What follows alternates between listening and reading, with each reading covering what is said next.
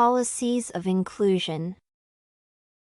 The policies of inclusion require students who have special needs to perform the roles of learners appropriately. They need equal access to education in all education programs available. Inclusion involves allowing all students to interact in the classroom during regular lessons. There should be no particular attitude towards some students or any discrimination at school during the process of learning so that all students could have a sense of belonging, which in turn improves their understanding and motivates them to work hard. The policy of placement requires the principal to consult parents to understand the needs of children from different backgrounds. This helps to know the children who have special needs to help them enjoy quality education. The Education Board should ensure that students with special needs can fit the given education system and they are taught together with normal students. Such students should be taught in the same classes with appropriate resources, which include special settings according to the needs of students. All students should be encouraged to socialize outside classrooms unless there is evidence that some students are required to be taken to another setting.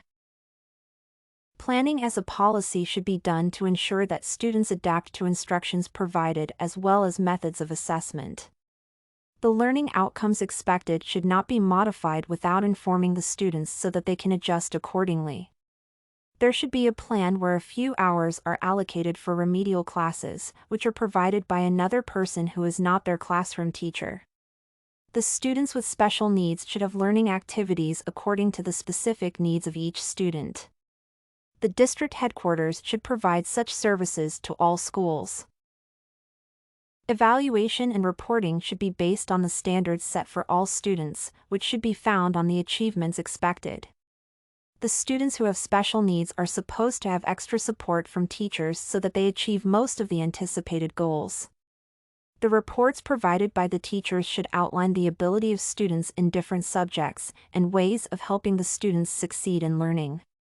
Comments about the students should show progress according to the goals and period as per the expected standards.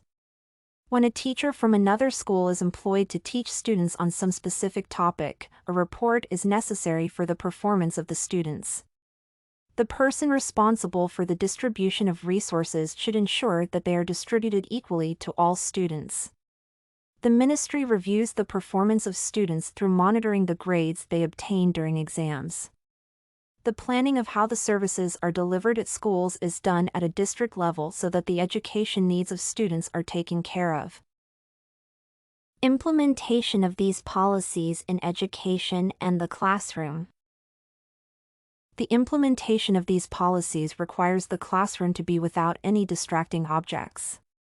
This will ensure that all the students concentrate on what they are taught so that they understand and perform well in exams. The materials that are not necessary should be kept away from students when learning is taking place.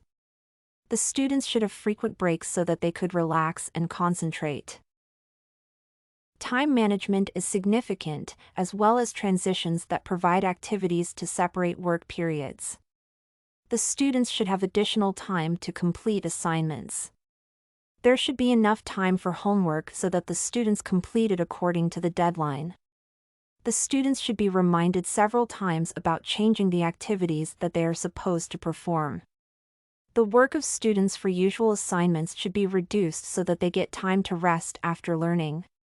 The assignments for the students should be broken into segments with shorter tasks. They should have information on how to follow instructions to complete assignments properly. The teacher should monitor all the steps of assignments. However, too long assignments should be avoided. The teacher should provide key points to the students so that the work is done properly. The expectations in learning should be known by all students before a lesson begins. When taking tests, the environment should be quiet and students should be allowed to provide oral responses. The tests should have small sections so that they can be graded according to specific tests. The students should have enough time to complete assignments so that they can complete them properly. When the students do not perform as expected in exams, they should be allowed to retake the test to improve the performance. Monitored breaks are necessary from one test to another so that the students do not take the next test when they are exhausted. The students perform well in education when they display appropriate behavior. Confrontations at school should be avoided all the time, and there should be no struggle for power. The rules that discriminate against some of the students should be avoided to take care of those with disorders. The students should have systems that help them know about the bad behavior that is not expected of them. The behaviors that seek attention and do not disrupt learning should be ignored. How these policies affect the teaching and student performance in the classroom. The teacher is important for the performance of students in any learning institution. The family, character, and experiences in the neighborhood determine the academic performance of students. There are many factors related to the school, but the teacher is the most important of all.